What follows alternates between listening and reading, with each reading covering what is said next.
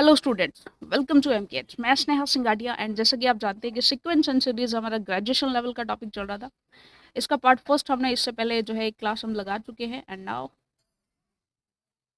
चलिए स्टार्ट करते हैं हमारी सेकंड क्लास को, sequence and series graduation level part 2। ठीक है, सो बेसिकली आप जानते हैं कि हम काम कर रहे हैं second grade and first grade के लिए and basically sequence and series क्योंकि ग्रेजुएशन का टॉपिक है, सो बेसिकली ये second grade and first grade दोनों के लिए कॉमन है। इसके अलावा ऐसा कोई भी टीजीटी और पीजीटी लेवल का एग्जाम जिसमें मैथमेटिक्स ग्रेजुएशन और पोस्ट ग्रेजुएशन लेवल के पर्टिकुलर उसके सिलेबस में रहती है, सो उसमें आपको ये video series complete video series काम में आने वाली है। So without wasting our time start करते हैं हमारी सीक्वेंस एंड सीरीज पार्ट 2। देखिए, लास्ट क्लास में हमने कुछ कॉन्सेप्ट्स देखे थे कि अगर हमारी सीरीज एन अगर ए को कन्वर्ट करती है and series B N sorry जो हमारा सीक्वेंस है सीक्वेंस पी एन अगर हमारा बी को कन्वर्ट करता है, यानी कि ए एन ए को और बी एन हमारे बी को अगर कन्वर्ट करता है, सो बेसिकली अगर इनका मल्टीप्लिकेशन देखेंगे तो लिमिट्स भी आपकी क्या हो जाएंगे, मल्टीप्लाई हो जाएंगी। ठीक है, A N upon B N देखेंगे तो ये ए बाई बी हो जाएगा, बट यहाँ पे कंडीशन थी कि हमारी बी नॉट इक्वल टू 0 होना चाहिए। नेक्स्टली आपने देखा था कि A N minus B N करते हैं तो ये ए माइनस बी हो जाता है। ठीक है, सो इन सभी चीज़ों को एक बार फिर से हम जो है लिख लेते हैं, उसके बाद एक दो क्वेश्चन हम यहाँ पर करने वाले हैं। सो हमने देखा था कि एक हमारा सीक्वेंस है, ये मान लीजिए ए को कन्वर्ट करता है, और एक हमारा सीक्वेंस है बी एन, ये हमारा बी को कन्वर्ट करता है। तो simply a N B n ऐसा कोई सीक्वेंस जो होगा ये हमारा ए इंटू बी को कन्वर्ट करेगा and A n by b n, so ये आपका ए बाई बी को कन्वर्ट करेगा। बट ध्यान हमें ये रखना है कि बी आपका नॉट इक्वल टू 0 होना चाहिए। थर्डली अगर आप बात करें A N minus B N करते हैं, तो A N minus B N के लिए आपकी लिमिट्स भी क्या हो जाएंगी, बेसिकली सब्ट्रैक्ट हो जाएंगी। एंड अगर आप मॉड लेते हैं ए का, ठीक है सॉरी ए एन का मॉड लेते हैं, तो इस केस में भी आपके लिमिट का भी क्या हो जाएगा, मॉड हो जाएगा। ठीक है, इसी के साथ आपने देखा था कि अगर a n less than b n रहता है, सो उस केस में आपकी लिमिट भी लेस देन बी रहेगी। लेकिन इसमें हमने कुछ केसेस किए थे कि अगर आपका a N equals to b n होता है, दैट मीन्स डेफिनेटली आपकी लिमिट्स इक्वल रहने वाली हैं। बट अगर आपका a n less than b n है, तो इस केस में भी आपकी लिमिट्स जो हैं वो लेस देन भी हो सकती हैं और इक्वल भी हो सकती हैं, तो ऐसा भी पॉसिबल है। ये सारे केसेस हमने लास्ट क्लास में किए भी थे। ठीक है, चलिए सो बेसिकली इन्हीं चीज़ों पर बेस्ड कुछ क्वेश्चंस यहाँ पर डिस्कस करते हैं। लेट एन, ये हमारा एक सीक्वेंस है, and B N it is also a sequence, so these two be a sequence such that A N B N का multiplication converges respectively to A and A B, यानी कि ये हमारा जो सीक्वेंस है ए एन, ठीक है, ये हमारा कन्वर्ट करता है ए को, and A N and B N का जो मल्टीप्लीकेशन है ये हमारा कन्वर्ट करता है ए बी को। ठीक है, सो अगर हम equation number 1 and equation number 2 equation नहीं मान सकते, बेसिकली मान लीजिए अगर इन दोनों का डिवीजन फॉर्मेट में इनको लेते हैं, क्योंकि हम जानते हैं कि अगर कोई ए एन आपका कन्वर्ट करता है बी को ए को एंड बी एन आपका कन्वर्ट करता है बी को, सो A N upon B N जो है ये हमारा कन्वर्ट करेगा ए बाई बी को, और बी नॉट इक्वल टू 0 होना चाहिए। सिंपली इस केस में अगर हम दोनों को डिवाइड कर दें, लाइक अगर हम ए एन बी एन को ए एन से डिवाइड कर दें, तो सिंपली हमारा क्या हो जाएगा, ए बी बाई ए हो जाएगा। ठीक है, सो इस केस में ये हमारा इक्वल्स टू बी ही आ जाएगा, बट यहाँ पर हमें ध्यान रखना है कि ए आपका नॉट इक्वल टू 0 होना चाहिए। ठीक है, सो सिंपली ये हमारा आंसर हो जाएगा। ठीक है, नीचे 0 नहीं बनना चाहिए, बस ये हमें ध्यान में रखना है। सो बेसिकली ये क्वेश्चन हमारा सॉल्व हो जाता है। नेक्स्टली अगर बात करें ए एन हमारा कन्वर्ट्स करता है ए को, then mod of A N देखें तो mod of A N A को करेगा नहीं, मोड ऑफ ए एन हमारा मोड ऑफ ए को करेगा, तो ये हमारा सही स्टेटमेंट है। चलिए नेक्स्ट क्वेश्चन। चलिए इसके बाद एक थ्योरम है, थ्योरम की बात करते हैं।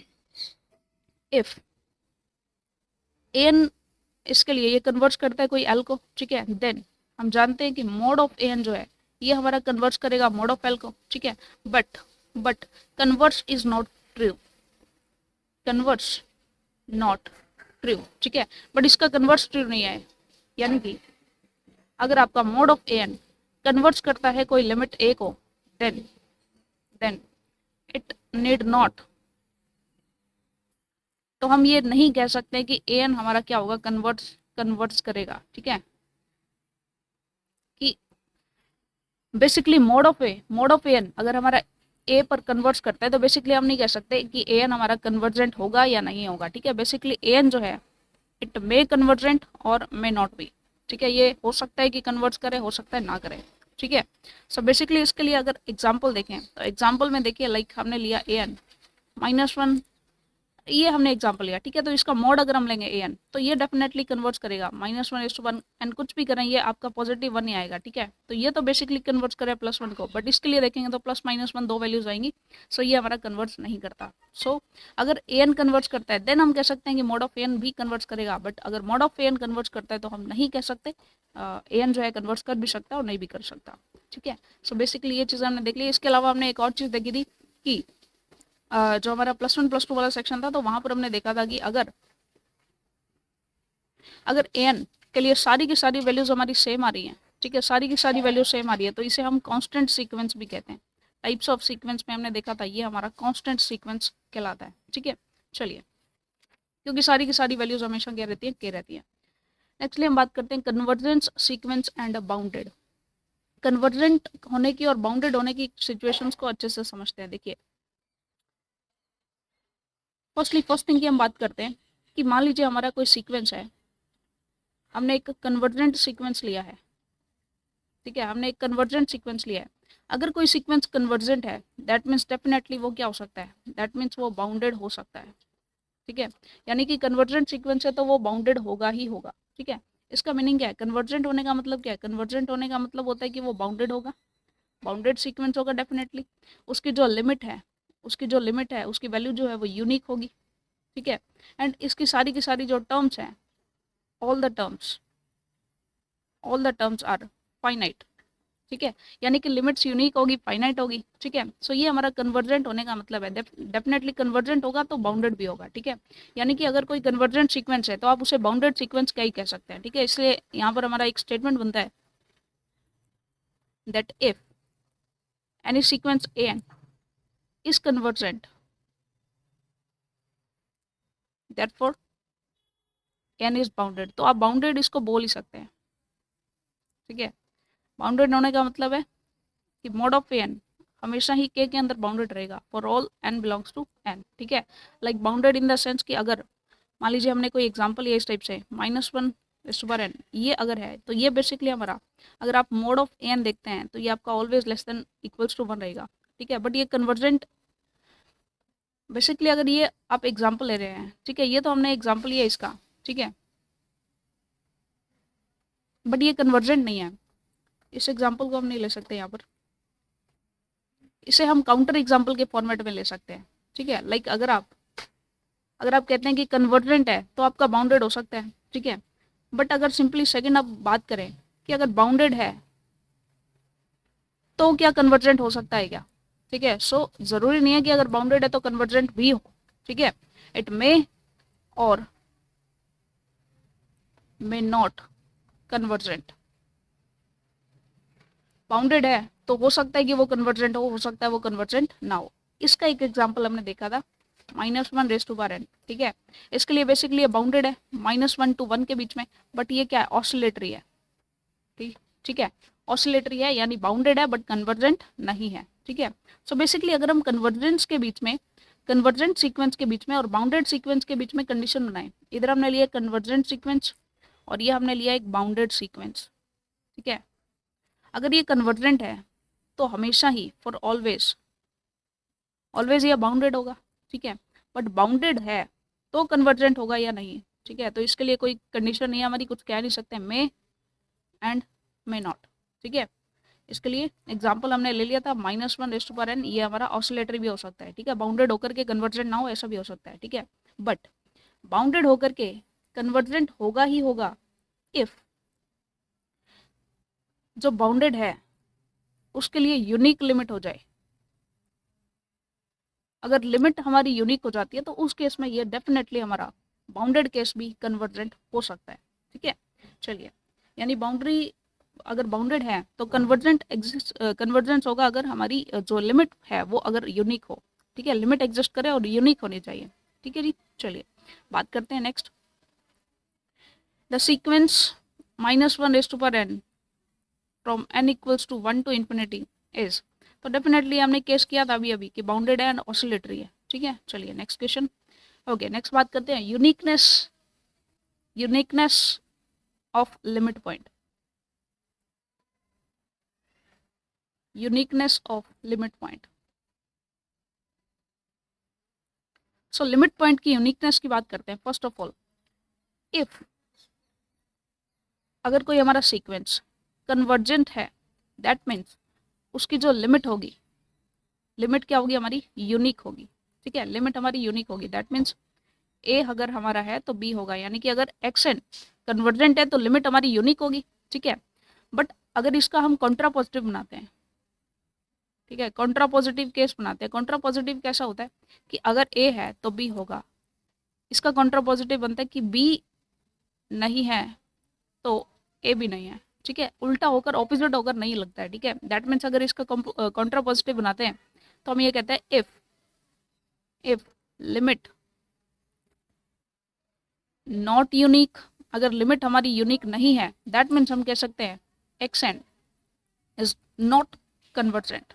ठीक है, सो यूनिकनेस ऑफ लिमिट हमारी क्या कहती है कि अगर आपका कोई सीक्वेंस कन्वर्जेंट है, दैट मीन्स उसकी लिमिट यूनिक होगी। एंड इफ लिमिट हमारी यूनिक नहीं है, देन एक्स एन आपका डेफिनेटली कन्वर्जेंट नहीं होगा। ठीक है, सो ये आपका कहता है यूनिकनेस ऑफ लिमिट पॉइंट।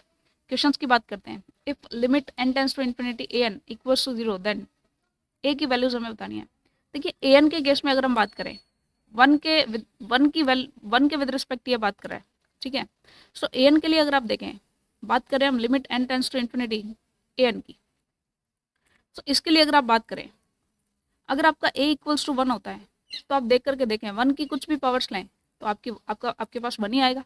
ठीक है, अगर आपका ए इक्वल्स टू -1 हो जाता है, ए इक्वल्स टू -1, तो -1 की पावर एन करेंगे तो इन्फिनिटी में अगर आप इवन टर्म्स लेंगे तो आपका +1 आएगा, अगर ऑड टर्म्स लेंगे तो -1 आएगा। तो ए इक्वल्स टू -1 हो तो +1 भी आ सकता है, -1 भी आ सकता है। ठीक है, बट ए आपका ग्रेटर देन 1 हो तो उस केस में ग्रेटर देन 1 कुछ भी हो, किसी की भी वैल्यू इन्फिनिटी आ जाए तो वो डेफिनेटली आपका 0 हो जाएगा, सॉरी इन्फिनिटी हो जाएगा। ठीक है, एंड ए अगर आपका लेस देन -1 होता है तो उस केस में लेस देन -1 है तो माइनस की कुछ आ जाएगा, यानी माइनस इन्फिनिटी भी आ सकता है, प्लस इन्फिनिटी भी आ सकता है, डिपेंड करता है कि वो हमारी जो नंबर ऑफ टर्म्स है इवन है या ऑड है। ठीक है, बट -1 और 1 के बीच में अगर हमारी ए की वैल्यूज होती हैं तो डेफिनेटली हमारा जो है 0 आएगा, क्योंकि लाइक 1/2 है तो 1/2 की आपने पावर इन्फिनिटी की तो ये 2 की पावर इन्फिनिटी होकर के नीचे आपका इन्फिनिटी बनेगा और ये हमारा टोटली 0 हो जाएगा। ठीक है, सो ये 5 केसेस आपने अच्छे से देखे। अब इन 5 केसेस के बेस पर हम अपना आंसर बनाने की कोशिश करते हैं।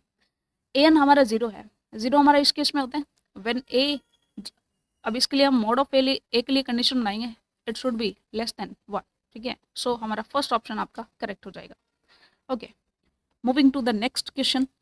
If a sequence of real number has cluster point, cluster point का मतलब क्या होता है, लाइक हमने बात की है -1/n, ये हमारा कोई सीक्वेंस है।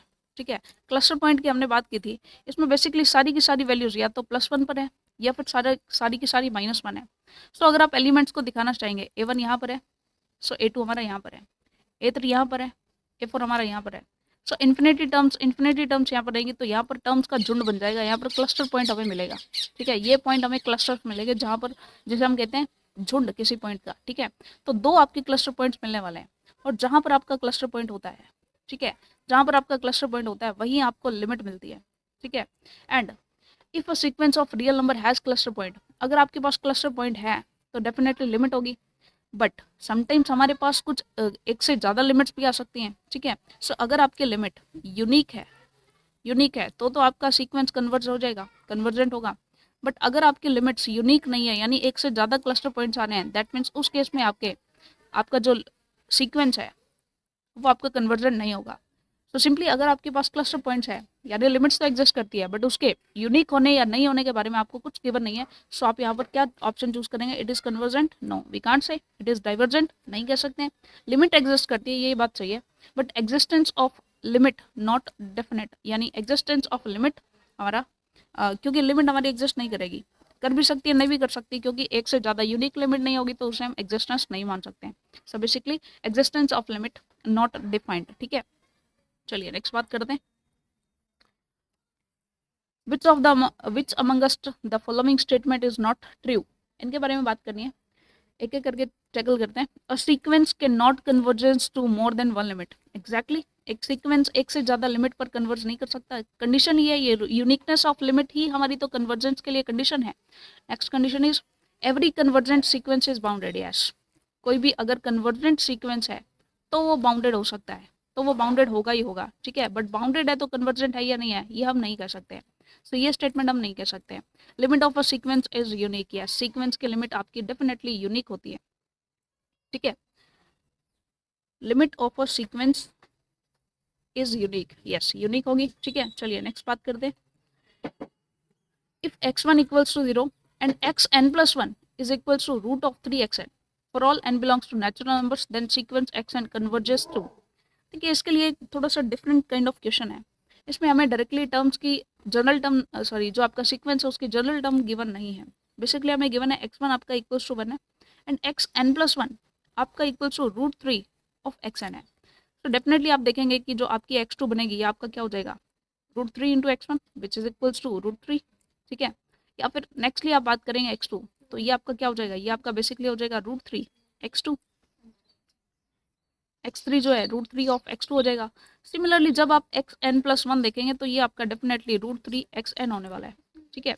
सो आप देख रहे हैं सारी की सारी टर्म्स हमारी क्या है, पॉजिटिव टर्म्स है, सारी की सारी पॉजिटिव टर्म्स है। सो सिंपली ये ऑसिलेट तो नहीं करेगा, यूनिक इसकी लिमिट होगी, ठीक है। सो अगर आप देखें लिमिट अगर आप लगाएं n टेंस टू इन्फिनिटी, अगर आप xn पर लिमिट लगाते हैं, अगर ये l होता है, ठीक है। सो लिमिट अगर सेम लिमिट आप xn प्लस 1 पर लगाएंगे तो भी आपको ये l ही मिलेगा, ठीक है। बिकॉज सारा का सारा xn हमारा कन्वर्ज करता है, ठीक है। The sequence xn converges to, अगर ये कन्वर्ज करता है l को तो xn प्लस 1 भी कन्वर्ज करेगा एंड xn भी l को कन्वर्ज करेगा। सो बेसिकली अगर हम ले limit n tends to infinity xn plus 1 equals to root 3 into limit n tends to infinity xn, ठीक है। सो बेसिकली आप देखें तो इसकी वैल्यू भी हमारी l होगी एंड रूट 3 इसकी वैल्यू भी हमारी l हो जाएगी। तो सॉल्व करेंगे तो l स्क्वायर इक्वल्स टू ये आपका आएगा 3l। सो यहाँ से l इक्वल्स टू 3 आ जाएगा, ठीक है। दैट मीन्स लिमिट आपकी 3 को कन्वर्ट करती है, ठीक है। सो एक डिफरेंट काइंड ऑफ क्वेश्चन था। नेक्स्टली बात करते हैं that sequence this equals to this converges to, यानी इसकी लिमिट फाइंड आउट करनी है। अगर हम बात करें limit 1 plus 1 by n plus 1 n tends to infinity, इसकी वैल्यू हमें फाइंड आउट करनी है। इसके लिए हमने प्लस 1 प्लस 2 के अंदर भी हमारे लिमिट्स के नॉर्मल लॉजिक्स देखे थे। दैट लिमिट अगर आपकी n टेंस टू इन्फिनिटी होती है और टर्म हमारे पास कुछ इस टाइप से 1 अपॉन a बाई n जिसकी पावर n हो, तो इसका सिंपली आंसर होता है e रेस्ट बार a, ठीक है। अगर limit n tends to infinity हो एंड हमारे पास कुछ इस टाइप से टर्म हो a upon B X plus C और इसकी पावर में हमारे पास हो डी एक्स प्लस ई, तो सिंपली इसका हो जाता है ए डी बाई बी, ठीक है। सो सिंपली ये आपका आंसर हो जाता है। अब यहाँ पर अगर आप देखेंगे तो a बाई n प्लस 1 है हमारा, ठीक है। तो सिंपली आंसर आपका क्या हो जाएगा, इसे आप कुछ इस टाइप से बना सकते हैं। इसे अगर हम लिखें limit n tends to infinity 1 plus 1 by 1 into N plus 1, ठीक है। एंड इसकी पावर्स को हम डी एक्स प्लस ई इस फॉर्मेट में लिख सकते हैं, ठीक है। तो इसके लिए 1 इंटू एन प्लस 0, ठीक है। सो इस केस में अगर आप बनाना चाहें इसके लिए ये हमारा हो जाएगा ई। यहाँ से आप देख सकते हैं अगर कंपेयर करें इस फॉर्मेट को और इस फॉर्मेट को, तो बी आपका इक्वल्स टू 1 है, ठीक है। सी आपका इक्वल्स टू 1 है और ए आपका इक्वल्स टू 1 है, डी भी आपका इक्वल्स टू 1 है, ई इक्वल्स टू 0 है, ठीक है। तो इस केस में E raise to power A D यानी 1 इंटू 1 बाई 1, ठीक है। सो बेसिकली ये आपका ई रेस टू पावर 1 ये आपका आंसर आ जाएगा, ठीक है। नेक्स्ट अगर आप देखें नेक्स्ट इस फॉर्मेट से कंपेयर करें तो यहाँ से आप चेक कर सकते हैं ये आपका बी एक्स प्लस सी हो जाएगा और ये आपका डी एक्स प्लस ई हो जाएगा, ठीक है। सो इसका सिंपली और ये आपका ए हो जाएगा, ठीक है। तो सिंपली आंसर क्या आ जाएगा, E raise to power A D यानी ए इंटू डी यानी 4 बाई बी यानी कि 3, तो ये आपका सिंपली हो जाएगा ई रेस टू पावर 8/3, ठीक है। सो ये आपका सिंपली आंसर आ जाएगा। इस तरह से आप डायरेक्टली जो है लिमिट्स वगैरह फाइंड आउट कर सकते हैं। नेक्स्ट क्वेश्चन है दिस, इसके लिए हमने फॉर्मूला किया भी था थोड़ी देर पहले, limit n tends to infinity Cauchy's second जो आपकी थ्योरम थी, ठीक है। an इसके लिए 1/n हो तो ये हमारा इक्वल्स होता है limit n tends to infinity, ऊपर हो जाता है हमारा an प्लस 1, नीचे हो जाता है हमारा an। सो सिंपली आप इसमें देखेंगे ऊपर हो जाएगा हमारा, अगर इसे आप an कंसिडर करते हैं इसकी पावर 1/n है, सो ये हो जाएगा limit n tends to infinity limit n tends to infinity an an+1 लेंगे यानी 2n+1 प्लस 3n+1 और यहाँ हो जाएगा an हमारा, ठीक है। सो ये इसके इक्वल हो जाएगा। नेक्स्ट अगर आप देखें इसके लिए हम क्या करते हैं, 3n+1 ऊपर हमने कॉमन लिया और यहाँ पर हमने ये कॉमन लिया। सो ये हमारा हो जाएगा 2/3n+1 और यहाँ हमारा हो जाएगा 2/3n+1। सो ये कैंसिल होकर के यहाँ तो 3 बचेगा एंड ये आपका बेसिकली 0 हो जाएगा, ये भी आपका 0 हो जाएगा जैसे ही आप n tends to infinity limit put करेंगे, ठीक है। सो बेसिकली क्योंकि हम जानते हैं कि अगर आपका an जो है या a जो है सिंपली an अगर आपका बेसिकली लेस देन 1 हो, ठीक है, तो इस केस में आपका 0 ही बनता है, ठीक है, अगर आप limit n tends to infinity put करें, ठीक है। सो यहाँ पर सिंपली हमारा 3 आंसर आ जाएगा। Next question, limit n tends to infinity 1/n of this.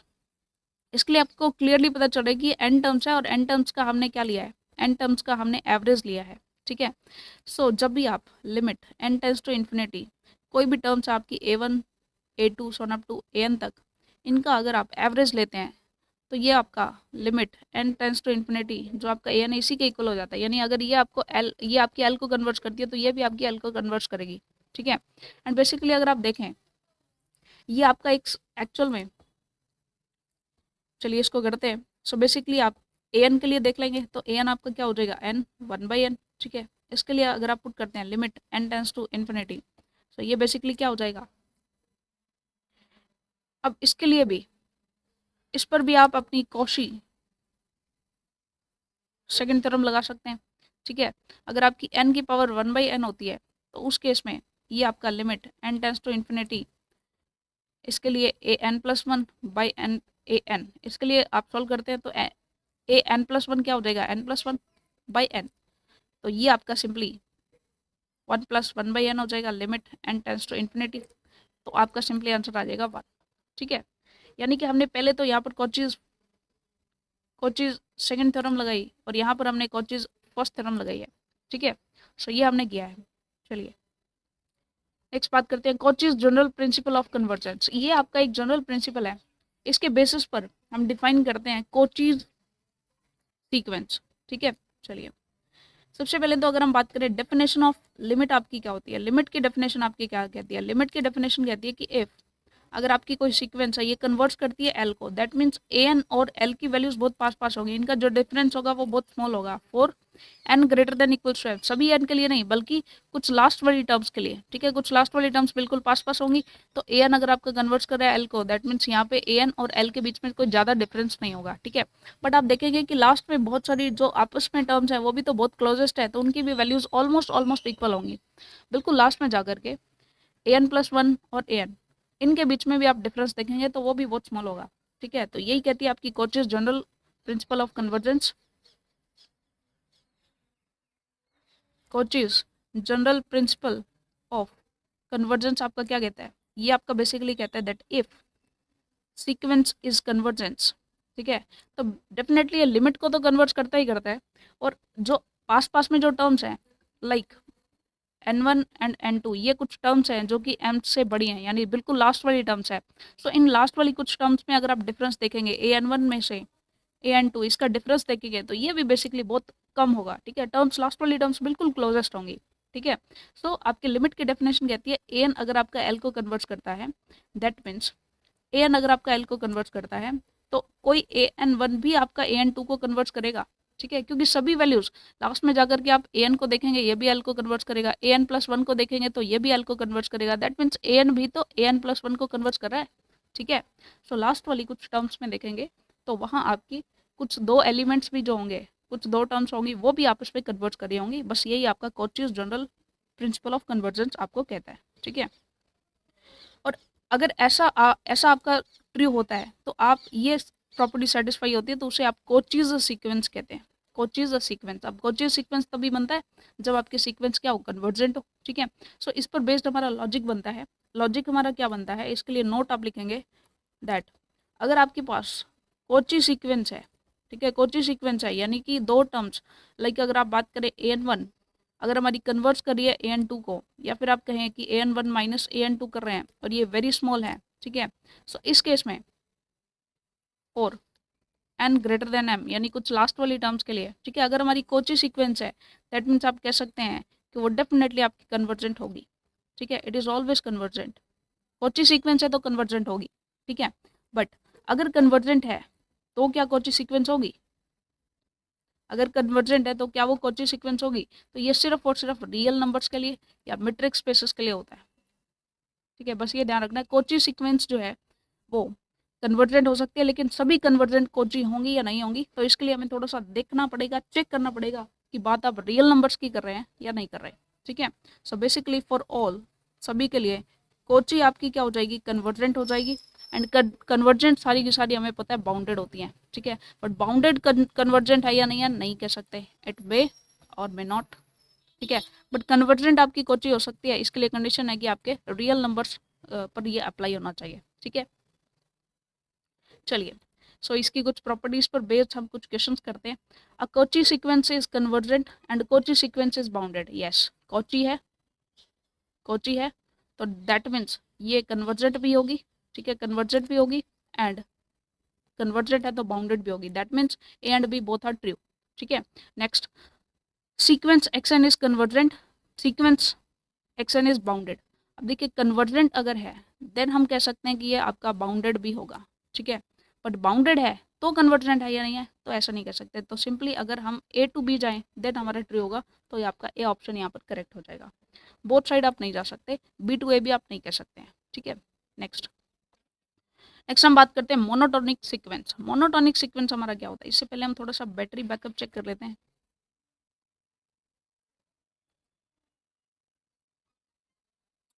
Okay,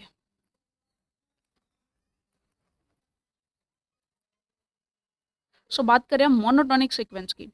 monotonic होता है जिसकी डायरेक्शन एक ही तरफ होनी चाहिए, ठीक है। सो मोनोटोनिक सीक्वेंस में हम दो चीजें करते हैं। एक तो हमारा होता है monotonically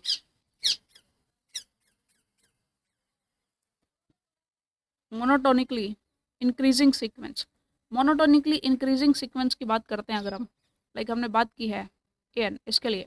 so basically monotonically increasing है, दैट मीन्स सारी की सारी टर्म्स, लाइक आपकी फर्स्ट टर्म है, उससे बड़ी होगी आपकी सेकंड टर्म, उससे बड़ी होगी आपकी थर्ड टर्म, ठीक है, करते करते ये इंक्रीजिंग सेंस में है, ठीक है, ये इंक्रीजिंग सेंस में है, इसे हम बोलेंगे मोनोटोनिकली इंक्रीजिंग, ठीक है।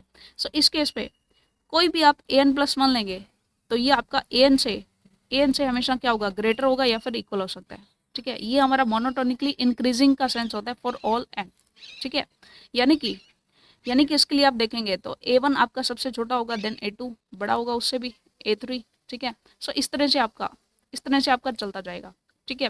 सो इस केस में अगर आप चेक करना चाहते हैं तो चेक के लिए हमारे पास एक शॉर्टकट है, ठीक है। इसको चेक करने के लिए कि कोई भी हमारा सीक्वेंस मोनोटोनिकली इंक्रीजिंग है या नहीं है, इसके लिए शॉर्टकट क्या होता है कि आप उसका डेरिवेटिव लेकर के देखें, जनरल टर्म का डेरिवेटिव लेकर के देखें। अगर ये आपका ग्रेटर देन 0 आ रहा है, दैट मीन्स वो आपका क्या हो जाएगा? मोनोटोनिकली इंक्रीजिंग फंक्शन हो जाएगा। इसके लिए एग्जाम्पल्स की बात करें तो इसके लिए एग्जाम्पल्स होते हैं लाइक n हो गया हमारा, ठीक है, n² + 2 हो गया। जैसे ही आप नेचुरल नंबर्स में इसको पुट करेंगे तो डेफिनेटली आपकी इंक्रीजिंग होने वाली है, ठीक है। 2n हो गया, n+3 हो गया, ठीक है, 2n हो गया। तो जितनी भी आप वैल्यूज इसमें पुट करते जाएंगे तो वो डेफिनेटली आपकी मोनोटोनिकली इंक्रीजिंग ही आती जाएगी, ठीक है। नेक्स्ट हम बात करते हैं मोनोटोनिकली डिक्रीजिंग। अगर हम नेक्स्ट बात करें monotonically decreasing sequence,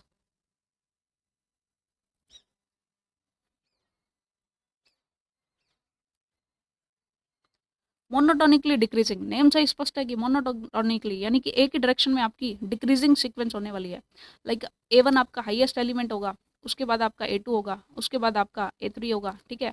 similarly an आपकी लास्ट टर्म जो है वो बिल्कुल ही नीचे आ जाएगी, ठीक है। यानी कि ये आपका डिक्रीजिंग सेंस में है, इसे आप बोलते हैं मोनोटोनिकली डिक्रीजिंग, ठीक है। सो इसके लिए आप देखेंगे तो a1 आपकी सबसे बड़ी टर्म होती है, नेक्स्ट आपकी a2 उससे छोटी होगी, a3 उससे छोटी होगी, तो इस तरह से चलता जाएगा। इसके लिए आप कह सकते हैं कि कोई भी an+1 जो है ये आपकी हमेशा ही छोटी होगी an से फॉर ऑल n, ठीक है। सो बेसिकली इसके लिए अगर आप एग्जांपल्स चेक करना चाहिए, सबसे पहले तो इसके लिए शॉर्टकट मेथड देखते हैं कि कैसे आप चेक करेंगे। तो इसके लिए शॉर्टकट मेथड क्या है, जो आपकी जनरल टर्म है उसका डेरिवेटिव करें। अगर ये आपका लेस देन इक्वल टू 0 आ जाता है, दैट मीन्स ये आपका मोनोटोनिकली डिक्रीजिंग होता है, ठीक है। सो ये चीज़ हमने चेक कर लिया। इसके लिए एग्जाम्पल्स अगर हम देखें, एग्जाम्पल्स के तौर पर हम कर सकते हैं 1/n, ठीक है, हम कर सकते हैं 1/2n, ठीक है। तो ये बेसिकली हमारी क्या हो जाएंगे, मोनोटोनिकली डिक्रीजिंग सीक्वेंस के एग्जाम्पल्स हो जाएंगे, ठीक है। अब monotonically increasing and monotonically decreasing sequence, ये हमने क्यों किया, बेसिकली ये हमने किया उसकी upper bound lower bound check करने के लिए, ठीक है। अगर मोनोटोनिकली इंक्रीजिंग सीक्वेंस है, ठीक है, देखिए अगर आपका मोनोटोनिकली इंक्रीजिंग फंक्शन है तो इसके लिए अगर आप इसके लिए सुप्रीमम और इन्फीमम फाइंड आउट करना चाहते हैं तो इसके लिए आपका इन्फीमम ये हो जाएगा और सुप्रीमम आपका जो आपकी लास्ट टर्म हो जाएगी वो हो जाएगी, ठीक है। लेकिन अगर आपका मोनोटोनिकली डिक्रीजिंग सीक्वेंस है, दैट मीन्स ये आपका सुप्रीमम हो जाएगा और लास्ट टर्म आपकी इन्फीमम हो जाएगी। खैर ये हम टॉपिक हमारे नेक्स्ट क्लास में करने वाले हैं जब हम सब सीक्वेंस को ट्राई करेंगे, ठीक है।